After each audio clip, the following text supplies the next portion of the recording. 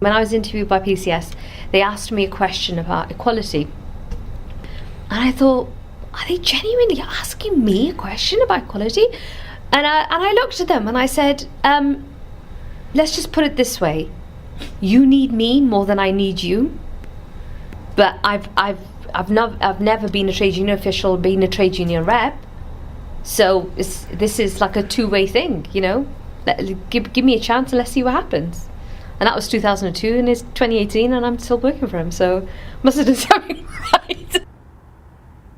Shavanah Taj, National Officer for PCS Wales and South West, and the Wales TUC President for 2018-19.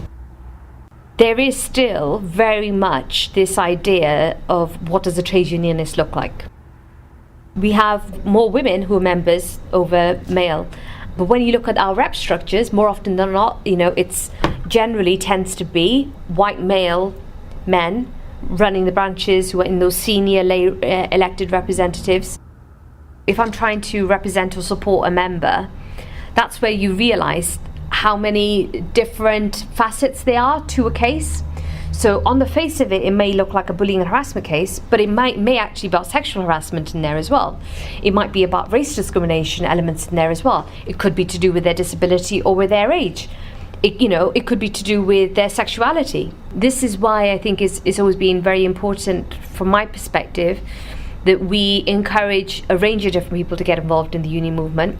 If it's only white older men dealing with these cases, they don't have lived experience.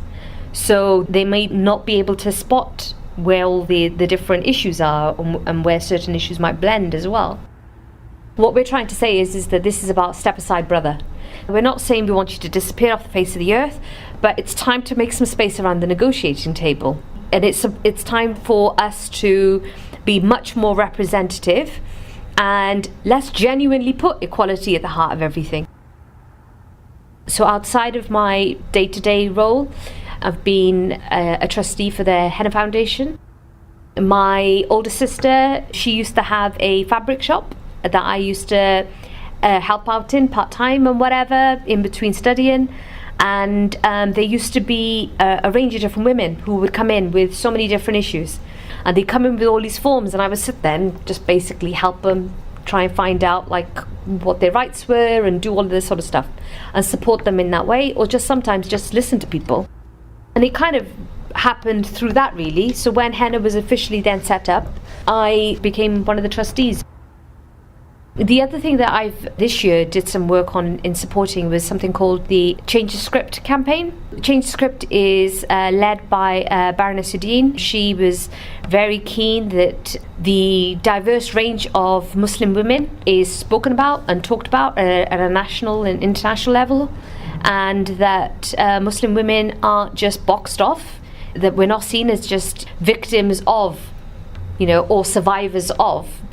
That's not the true reflection, but that is what the average person kind of hears and sees. I've got two daughters who are 5 and 7. I think I've felt it even more that it is really important that my own children can see that I'm smashing stereotypes, that I'm doing things differently. I hope that women will be much more united and to work towards dismantling those structures that exist that block us out of the big decisions that are made. When you have more women at the table, and when you are much more reflective, that's when change really happens. I genuinely believe that nothing will change unless people come together, you're ready to put egos aside, you just agree on a couple of basic terms of reference, and you build on that, and we're bold in what it is that we're looking for.